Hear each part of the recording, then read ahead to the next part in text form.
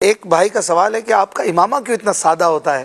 آپ کو کبھی بڑے بھاری امامے میں نہیں دیکھا، نارملی شخصیات کو ہیوی اماموں میں بھی ہم دیکھتے ہیں، تو یہ امامہ ایسا باندھنے کی کیا وجہ ہے؟ بس کوئی وجہ نہیں ہے، میں بڑا جلدی سے باندھ لیتا ہوں چھوٹا امامہ. مجھے بڑا امامہ میں پہن بھی نہیں پاتا، اور عادت شروع سے ایسی بنی ہوئی ہے. امیر علیہ سنت کو دیکھا تھا، میرا تو ایک امامے میں دو امامے بن جاتے ہیں. میں بیچ سے اس کو کاٹ لیتا ہوں. اچھا، اس کا جو ہے وہ جو کیا کہتے ہیں اس کو، عرض، یہ بہت چھوٹا ہوتا ہے، تو اس سے فائدہ ہو جاتا ہے، اور بہت لائٹ رہتا ہے سر پر، تو کوئی پرابلم نہیں ہے.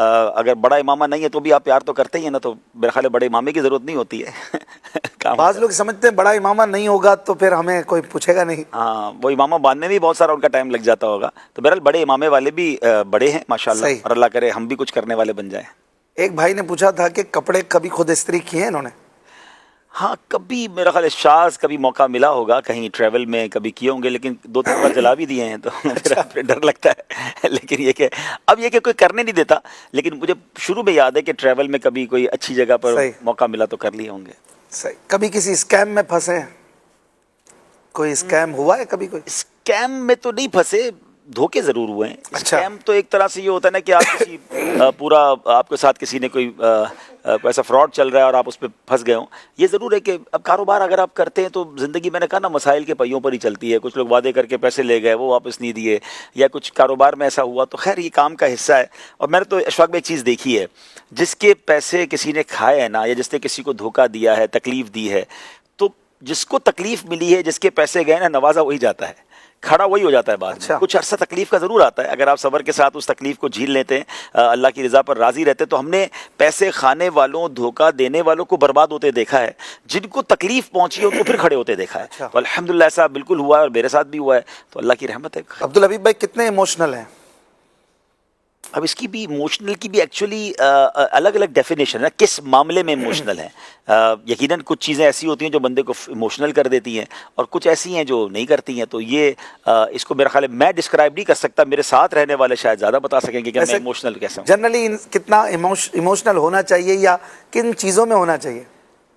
ایموشنل سے مراد، پہلے میں چلے اپنے اردو ناظرین کو بھی سمجھا دوں کہ جس کی وجہ سے آپ کے جذبات جو ہے وہ بھڑک اٹھتے ہیں، جذباتی ہو جاتے ہیں. اچھا، اب جذبات کسی جگہ تو بہت اچھے ہیں کہ اگر آپ یاد مدینہ یا ذکر رسول علیہ واہ واہ السلام میں بے قرار ہو جاتے ہیں، تو یہ ایموشنل ہونا تو سبحان اللہ سعادت کی بات ہے. میرے دل کو درد الفت، وہ سکون دے الہی، میری بے قراریوں کو نہ کبھی قرار آئے. تو یہ اللہ کرے کبھی قرار ہی نہ آئے. یہ تو ایموشنل ہی رہے ہم، جب بھی یاد رسول آئے، جب بھی عشق مدینہ کی بات ہو، اللہ کرے ہم ایموشنل ہو جائے کریں. جب بھی اپنے گناہ یاد آئیں تو ایموشنل ہو کر آنکھوں سے عشق خوف خدا میں آنسو بہ نکلے. تو اس سے اچھی جذباتیت کیا ہے کہ انسان ان چیزوں میں ایموشنل رہے. بعض اوقات لوگ دنیاوی چیزوں کے بارے بڑے ایموشنل ہو جاتے ہیں کہ مجھے یہ گاڑی چاہیے تو مجھے یہ نعمت چاہیے تو مجھے یہ والی چیز نہیں ملے گی تو میں یہ کر دوں گا.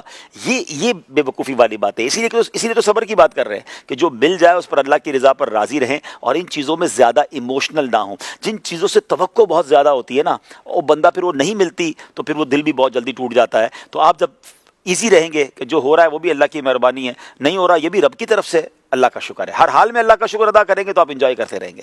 بعض لوگوں کے ساتھ ایسا ریلیشن ہونا چاہیے کہ جن سے جذبات کا اظہار کرتا رہے بندہ، کچھ ایسے ریلیشنز ہیں؟ دیکھیں، بالکل ہیں. فیملی میں اظہار کرنا چاہیے بالخصوص. آپ اپنے بچوں سے اظہار کریں اپنے پیار کا، اپنی محبت کا، اپنی افیکشن کا.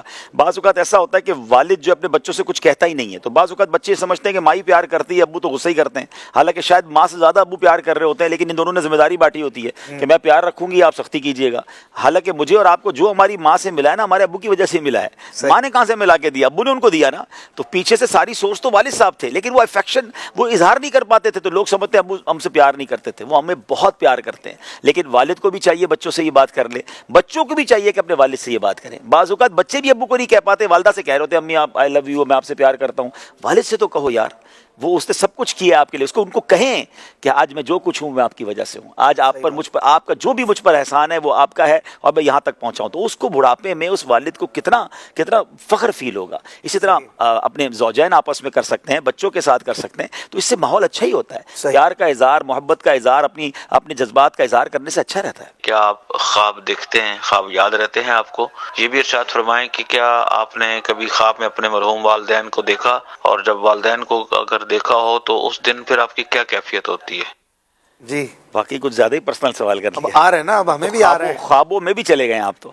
نہیں بالکل میں بے خواب نہیں ہوں میں بھی خواب دیکھتا ہوں اور کبھی کبھی یاد رہ جاتے ہیں، کبھی کبھی یاد نہیں رہتے. اور یقیناً کچھ خواب تو بڑے مزیدار ہوتے ہیں، بڑے پورا دل اچھا گزرتا ہے اس خواب کو دیکھنے کے بعد. اور والدین کو تو سبحان اللہ جتنا ہم یاد کرتے ہیں، تو والدین جب خواب میں آ جائیں تو وہ دن واقعی عید کا دن ہوتا ہے. اور الحمدللہ ثم الحمدللہ جب بھی والدین کو دیکھا ہے اچھی حالت میں ہی دیکھا ہے اور خوشی دیکھا ہے. اور باقی لوگوں نے بھی جنہوں نے گھر والوں نے دیکھا ہے انہوں نے بھی الحمدللہ اچھی حالت میں دیکھا ہے. اللہ ان کو ان کی قبر میں بھی راحت نصیب فرمائے اور جنت میں اعلیٰ مقام عطا.